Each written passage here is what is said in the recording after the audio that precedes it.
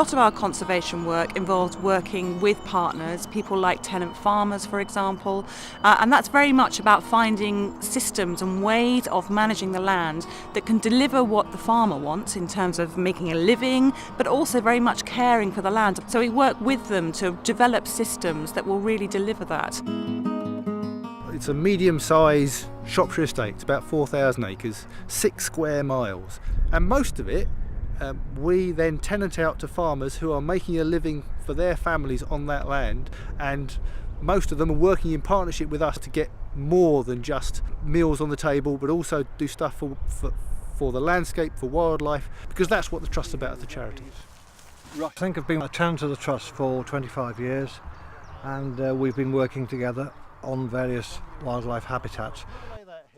We were growing potatoes and we needed water, so after about 3 or 4 years of discussing various sites, we came to this site here, which is a perfect habitat for various wildlife.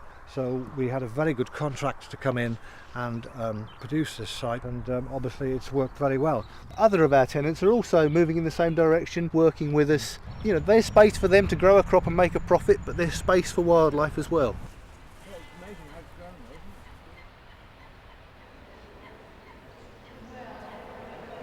So a new partner we've been working with quite a lot is the Arts Council, because we find that introducing often contemporary art to some of our places, it's a great way for different people to come and see a place and perhaps see it in a new light. So I've found out recently how many exhibitions that have taken place, whether they're temporary, whether they are one-day ones or whether they last for a year. Overwhelmingly, we're finding that there is a positive reaction. It's brought in new audiences. We've found that people who come and visit have ventured into the mansion. We have also found that people spend longer on their visit. We've had an awful lot of schools, sixth form colleges and universities coming specifically for the exhibition, and we're finding that people are travelling further to come and see it. The Eastern Moors is 25 square kilometres that's right on the fringe of Sheffield in the Peak District National Park. Because it has such a rich variety of habitats, from moorland to woodland to wetland, we have a great variety of wildlife on here. It's the first time that both organisations, two big conservation giants, have worked together to actually manage a piece of land. Both organisations have a wealth of expertise. So the National Trust very much lead on the people side, managing people in the uplands. They also lead on the archaeology.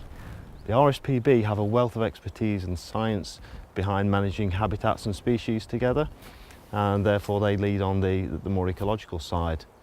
So if you pull all that lot together, that makes a pretty formidable partnership.